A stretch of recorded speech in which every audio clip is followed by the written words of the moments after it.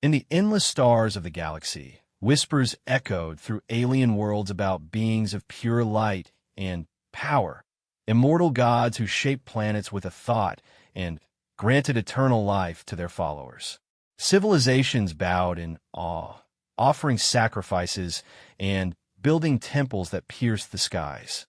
These deities promised peace, but hid a darker truth. They fed on the fear and devotion of lesser races, growing stronger while keeping the universe in chains. What if those chains broke? What if a species rose not to worship, but to challenge the divine? Enter humanity, relentless, inventive, and unafraid. This is the tale of how gods fell, not to prayers, but to the fury of mortals who refused to kneel. Prepare to witness a revolution that redefined immortality, where the worshipped become the hunted, and the hunters rewrite the stars. The galaxy trembled under the rule of the Eternals, ancient beings born from the heart of dying stars. They appeared as shimmering forms of energy, shifting between light and shadow, their voices like thunder echoing across void. For millennia, they had wandered the cosmos, discovering young civilizations and presenting themselves as gods. To the insectoid swarms of Zorith Prime, they were the sky weavers, granting bountiful harvests in exchange for unquestioned loyalty. On the watery depths of Aquilon, the finned inhabitants called them Depth Lords, who calmed storms but demanded the firstborn of every clan as tribute. No race dared defy them, for the Eternals seemed invincible, wounds healed in moments, minds that pierce thoughts, and powers to bend reality itself. Among these worshippers was a federation of species known as the Veil Alliance, a loose union of planets bound by fear of the divine. Their leaders, adorned in robes woven from star silk, gathered in grand councils to interpret the Eternals' whims. The gods provide, they chanted, even as their worlds grew barren from endless offerings. But whispers of doubt began in hidden corners. A reptilian scholar on a fringe world named Kaler uncovered ancient ruins hinting that the Eternals were not creators, but parasites, survivors of a long-forgotten cataclysm who fed on psychic energy from adoring masses. Far from these oppressed stars, humanity thrived in isolation. Earth had long since healed from its wars, and humans had spread to the edges of their solar system with fusion drives and quantum shields. They were a curious lot, driven by an unquenchable thirst for exploration. Captain Alara Voss, a seasoned explorer with scars from pirate skirmishes, led the first deep space vessel, the Odyssey, into uncharted territories. Her crew was a mix of scientists, soldiers, and dreamers, people who saw the universe not as a temple, but as a frontier to conquer. As the Odyssey pierced the Veil Nebula, strange signals bombarded their sensors. Visions flooded their minds, glorious beings descending upon worlds, hailed as saviors. "What in the void is this?" muttered Engineer Malik, wiping sweat from his brow. Alara steadied herself, her eyes narrowing. Propaganda from gods? Sounds like a scam. Little did they know, this was the Eternals' psychic beacon meant to ensnare new devotees. But humans, with their stubborn wills and neural implants blocking mental intrusions, felt only curiosity, not awe. On Zorith Prime, the Eternals sensed the intruders. The lead Eternal, a being called Luminar, pulsed with irritation. Mortals approach without reverence, it boomed to its kin. "We shall teach them divinity." The Alliance fleets mobilized, primitive but numerous, ready to intercept the human ship. Alara's team detected the armada closing in. "They're coming at us like fanatics," said Tactical Officer Reyes. "Arm weapons. Let's see if gods bleed." The first clash happened in the asteroid belt of a nameless system. Alliance ships, shaped like jagged thorns, swarmed the Odyssey. Lasers scorched the void, but human shields held firm. Alara ordered a counterstrike. Missiles laced with antimatter tore through the enemy hulls. Survivors broadcast pleas. "The gods will avenge us." But as debris floated away, no divine intervention came. The Eternals watched from afar, amused at first, then puzzled. Humans fought not with desperation, but with calculated fury. Back on Earth, news of the encounter spread like wildfire. Governments debated, but the public roared for more. If they're gods, why hide behind pawns? A viral holovid proclaimed. Probes were launched. Alliances formed with rogue aliens who shared tales of eternal tyranny. One such defector, a feathered being named Syrah from Aquilon, joined Alera's crew. "They are not immortal," Syrah whispered. "They fear true death." The Eternals convened in their ethereal realm, a pocket dimension of swirling energies. "These humans are anomalies," Luminar declared. "Their minds resist our touch. We must crush them swiftly."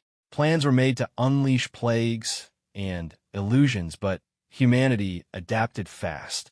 Vaccines countered the diseases, and AI filters dispelled the mirages. In a bold move, Alera's team captured an Alliance outpost, interrogating prisoners who revealed the Eternals' weaknesses, a core of crystallized energy that, if shattered, could end them. As word spread through the Veil Alliance, cracks formed. Some species questioned their faith. "If gods need us to fight, are they truly supreme?" murmured rebels on Kalar. Uprisings sparked, drawing eternal wrath. Planets burned in divine fire, but this only fueled human resolve. "We're not saviors," Alera told her crew. "We're liberators." The Odyssey pressed deeper, evading traps and gathering intel. In the shadows, the Eternals felt something new: unease. Human ingenuity shone in the labs back home. Scientists reverse-engineered captured tech, creating disruptors that could pierce eternal forms. Fleets assembled, not of worshippers, but of warriors. The galaxy watched as humanity, once unknown, became a storm. The tension built like a supernova ready to burst. Alera stood on the bridge, staring at star maps. "We've poked the hornet's nest," she said. "Now we burn it down." The stage was set for confrontation, where myths would shatter against human steel. Humanity's push into eternal territory ignited a firestorm across the stars. The Odyssey, now flanked by a growing fleet of human vessels, sliced through Veil Alliance blockades like a blade through silk. Captain Alera Voss coordinated strikes with precision, her voice steady over comms. "Target their engines. No mercy for fanatics."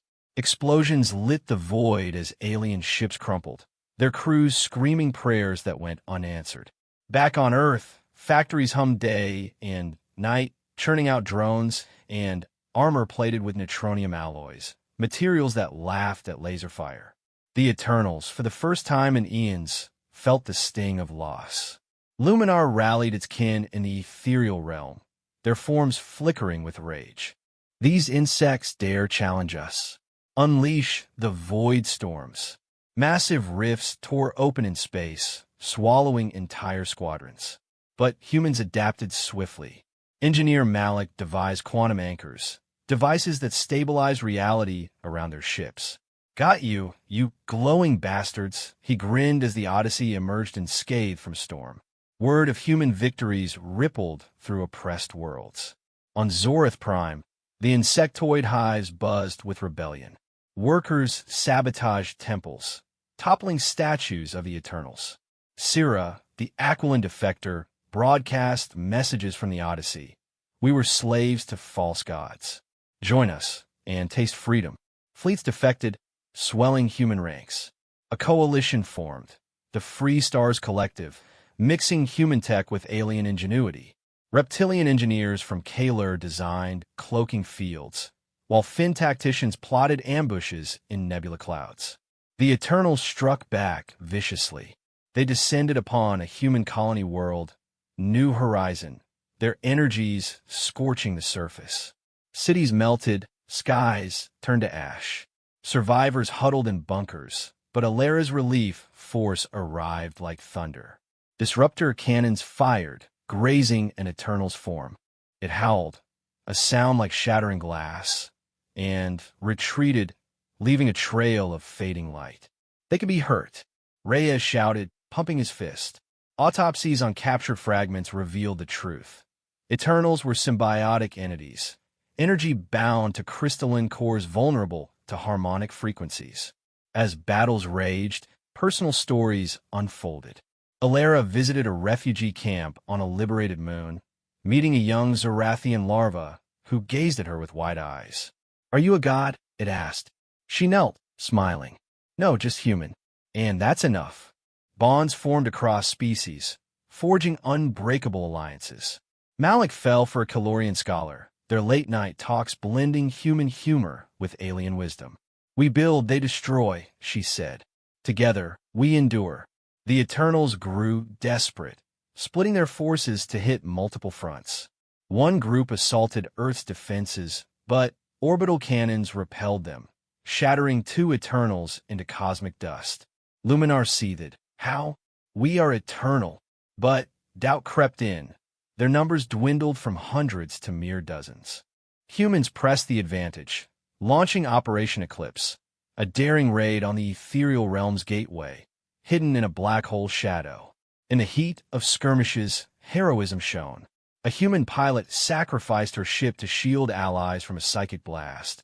Her final words, "For the stars." The collective mourned, then fought harder. Planets cheered as eternal temples crumbled, replaced by monuments to unity. The war shifted. No longer defenders, humans became hunters. Alara plotted the next move. Infiltrate the heart of eternal power. "We've broken their myth," she declared. "Now, we end their reign." The galaxy held its breath, as the once immortal faced mortality's cold embrace. The turning point came in the nebula of shattered faith, a swirling cloud of gas, and debris where light bent into illusions.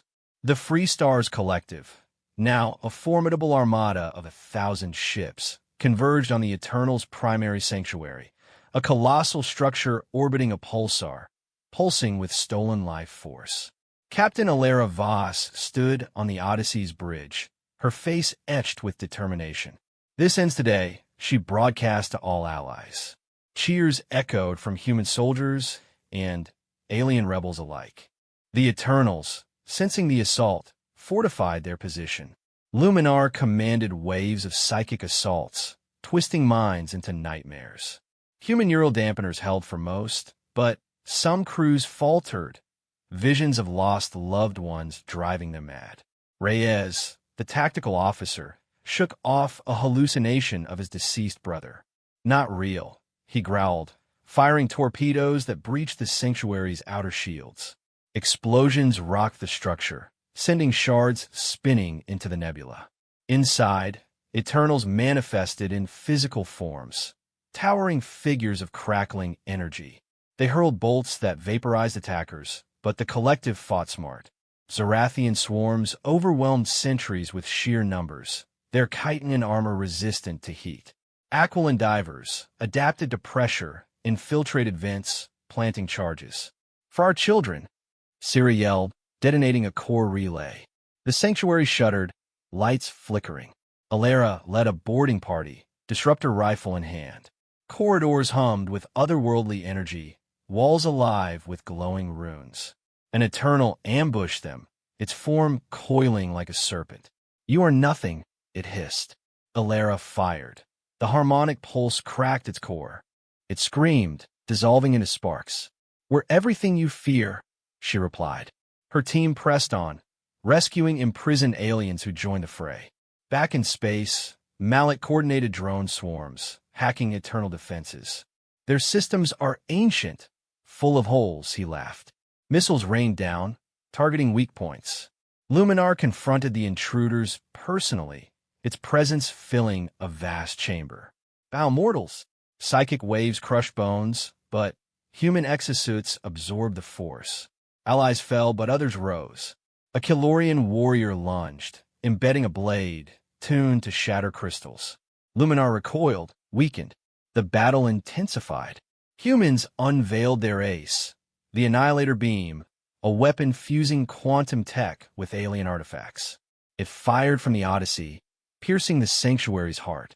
Eternals panicked, their unity fracturing. Some fled into the void, pursued by fighters. "No escape, el ara que mandif." One by one, cores shattered, immortal screams echoing across frequencies. As the sanctuary collapsed, survivors evacuated. The pulsar flared, consuming the ruins. The collective celebrated, but losses weighed heavy. Alara honored the fallen. They died free. News spread, gods defeated, myths broken. Guerras rivolti de masse, toppling remaining eternal outposts. Yet Luminar escaped, vowing revenge. This is not over, it whispered into the dark. Humanity, ever vigilant, prepared. The war evolved from defense to dominance. Stars once dimmed by fear now shone bright with hope. The remnants of the Eternals scattered like embers in a dying fire, hiding in forgotten corners of the galaxy.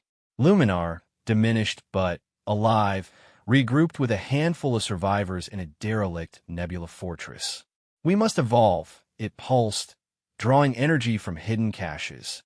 But humanity, fueled by victory, hunted relentlessly. The Free Stars Collective expanded, incorporating liberated worlds into a new era of cooperation. Captain Alara Voss, promoted to Admiral, oversaw operations from a massive flagship, the Liberator. Scouts traced eternal signals to a cluster of dead planets. Their regrouping reported a human spy drone. Alara mobilized strike teams, blending elite soldiers with alien specialists. On the ground of a barren world, teams infiltrated ruins. Traps awaited illusionary pits and energy snares, but human tech pierced the veils. "Clear," whispered Reyes, now a field commander, as his squad neutralized Guardians. Deep in the fortress, Luminar confronted the invaders. "You cannot slay eternity," it boomed, unleashing a maelstrom of power. The chamber shook, rocks crumbling. Alara's team dodged blasts, countering with disruptors. Syrah, the Aquilan ally, flanked from shadows, her aquatic agility dodging strikes. "Your time ends," she cried, firing a tuned harpoon that lodged in Luminar's core. The Eternal thrashed, psychic backlash causing hallucinations. Malik, monitoring from orbit, jammed the signals. "Hold the line." Allies pressed, chipping away at the weakened form. Other Eternals emerged, but the collective overwhelmed them. Zarathian hordes swarming, Killorians sniping from afar. Cores cracked one after another, their essences fading into nothingness. Luminar, cornered, pleaded, "Join us. Become divine." Alara stepped forward, rifle aimed. "We make our own destiny." She fired the killing shot. The fortress imploded, burying the last gods under rubble. Cheers erupted across comms. "It's done," Alara announced. The galaxy breathed free. In the aftermath, reconstruction began. Humans shared tech generously, fostering growth. New Horizon rose from ashes, a symbol of resilience. Alliances deepened. Interspecies marriages, joint explorations. Alara retired to a quiet colony, mentoring the next generation. "Remember," she taught, "true power comes from unity, not worship." Echoes of the Eternals lingered in legends, warnings against hubris. Humanity, once outsiders, became guardians of stars. No more false gods, only the endless potential of mortals. The slaughter was complete, but from it bloomed a brighter cosmos. Years passed, and the galaxy flourished under the Free Stars Collective. Worlds once chained by fear now innovated freely, trading ideas across light years. Humanity led with humility, their HFY spirit. Humanity, fuck yeah, inspiring all. Admiral Alara Voss, in her twilight, gazed at the stars from a veranda on New Horizon. "We didn't just kill gods," she reflected. "We became the myth." But shadows stirred. A probe detected anomalous energy in a distant rift, perhaps eternal offspring, or something new. The collective prepared, ever ready. For humans knew, immortality was an illusion, but endurance was real. The story of the slaughtered deities became a beacon, reminding all that no power was absolute. In simple acts of courage, the universe found its true strength. Decades had passed since the last Eternal fell. The galaxy had changed beyond recognition. Planets that once trembled under divine rule now bustled with life and freedom. Ships of every shape and color crossed the stars without fear. Trade routes grew thick with goods. New cities rose on worlds that had been empty. Children learned in schools that the old gods were only stories meant to scare them into obedience. Humanity had become the quiet backbone of this new age. They did not boast. They simply built, shared, and moved forward. Admiral Alara Voss lived on a green moon called Haven. Her house sat on a hill overlooking a wide valley of silver grass that waved in the wind. She was old now. Her hair had turned white, and her steps were slow. Yet her eyes still held the same sharp fire that once stared down gods. Every morning she walked to the edge of the hill and looked at the sky. She liked to remember the faces of her old crew. Malik, who laughed at danger. Reyes, who never missed a shot. Sira, who taught her to see beauty in deep oceans. Many of them were gone now, taken by time instead of battle. But their names lived on in ships, in schools, and songs. One quiet afternoon, a young human girl named Lyra came to visit. Lyra was 12 years old, full of questions. She had read every book about the war against the Eternals. She carried a small tablet that showed old pictures of the Odyssey. Alara smiled when she saw the girl running up the path. "You're the one who killed the gods," Lyra said with wide eyes. Alara laughed softly. "No, child. We did not kill gods. We killed beings who pretended to be gods. There's a big difference." Lyra sat on the grass beside the old admiral. "Tell me the truth. Were you ever afraid?" "Every single day," Alara answered. "Fear is not the enemy. Letting fear stop you is the enemy." That night, a strange signal reached Haven. It came from the far edge of known space, from a region called the Silent Veil. No one went there anymore because the stars were dim and the planets were cold. Scientists had called it a dead zone. The signal was weak but clear. It repeated one word over and over in an ancient language that only a few scholars still understood. "Awaken." Alara felt a cold touch on her spine. She had not felt that in many years. She contacted the Collective Council. They listened to the recording. Some laughed and said it was nothing. Others grew quiet. The council decided to send a small science ship to investigate. They asked Alara if she wanted to go. She said yes without hesitation. The ship was named Dawnseeker. It was fast and quiet. The captain was a young woman named Tara Voss. She was Alara's great-niece. Tara had the same strong jaw and steady gaze. When Alara stepped aboard, the crew stood at attention. Tara hugged her aunt tightly. "You should be resting," Tara said. "Resting is for the dead," Alara replied. "And I still have work to do." The journey took many weeks. The stars grew fewer. The darkness became thicker. Instruments sometimes gave strange readings. Shadows moved on the screens where nothing should be. The crew stayed calm. They trusted their leader and the old admiral who walked the corridors like she owned them. Finally, they reached the source of the signal. It was a huge black sphere floating alone in the void. No light touched it. No reflection came from its surface. It looked like a hole cut out of the universe itself. Scans showed nothing inside, yet the signal came from there. "Awaken, awaken, awaken." Tara ordered a probe sent forward. The probe vanished the moment it touched the sphere. No explosion, no flash, just gone. The crew grew nervous. Alara stood beside Tara on the bridge. "We are not leaving without answers," Alara said. She ordered a shuttle prepared. She would go herself. Tara argued hard. The council had forbidden anyone to risk their life. Alara looked at her niece with calm eyes. "I have lived long enough to choose my ending. If something waits inside that thing, it should meet me first." Tara finally agreed, but only if she came too. For other crew members joined them. They wore heavy suits built to survive anything. The shuttle left the Dawnseeker and drifted toward the black sphere. When they were close enough, the surface rippled like water. A hole opened just big enough for the shuttle. They flew inside. Darkness swallowed them. Instruments died. Lights went out. The only sound was their breathing inside the helmets.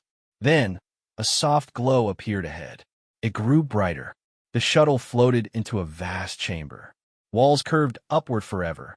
In the center stood a single figure made of pale light. It looked like an eternal, but thinner, weaker, almost broken. The figure spoke in a voice that felt like wind inside their minds. I'm a last seed. I am what remains when gods die. Alara stepped forward. The crew stayed behind her. You sent the signal, she said. Yes. I waited for the ones who ended my kind. I waited for the mortals who refused to kneel. Why now? Alara asked. Because time has passed. Because your people have grown soft. Because you forgot what fear feels like. The last seed raised one arm.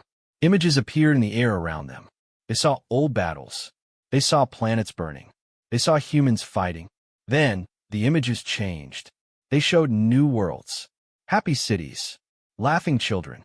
Peaceful nights. And, in every image, something dark waited in the corners. Shadows that moved when no one looked. You think you won, the last seed said. You only changed the rules. Power does not vanish. It waits. It hides. It grows again in quiet places. Terra spoke up. We are not afraid of you. The last seed turned its glowing eyes toward her. You should be, because I'm not alone. The chamber shook. Cracks appeared in the walls. From the cracks came more figures. Dozens. Hundreds. They were small, newborn Eternals. Pale and hungry. They had waited inside the black sphere for generations, feeding on the last drops of stolen energy. Alara understood in a moment. This was not revenge. This was rebirth. The Eternals had planted a seed of themselves long ago. A backup plan.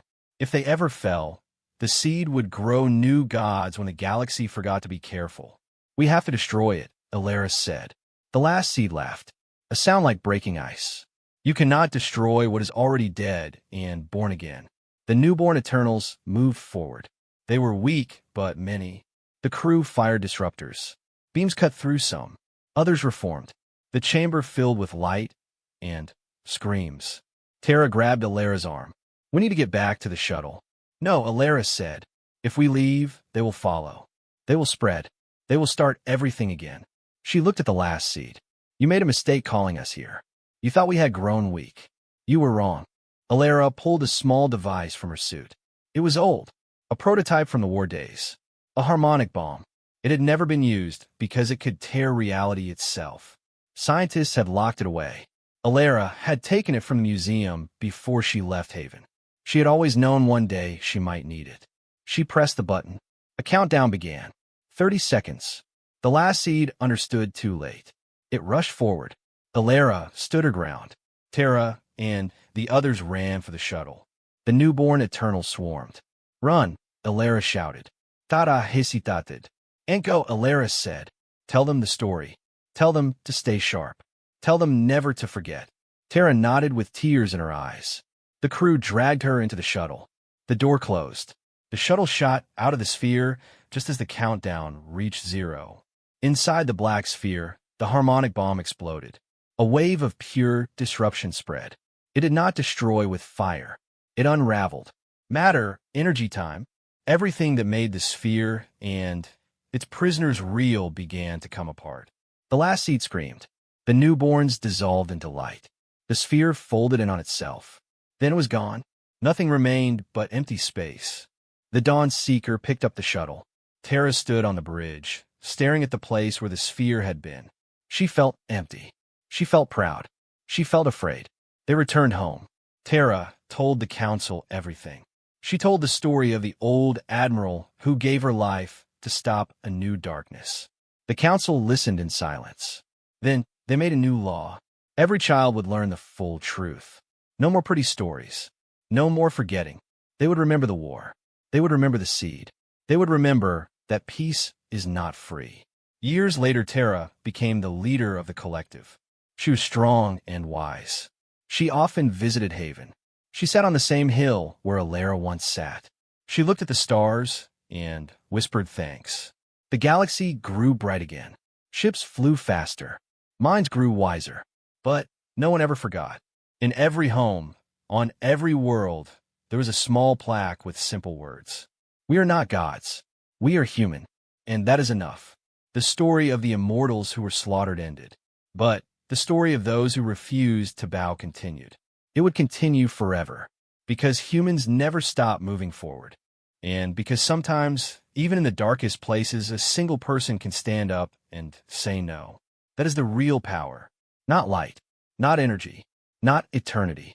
Just the quiet decision to keep going, to protect what matters, to teach the next generation to watch the shadows.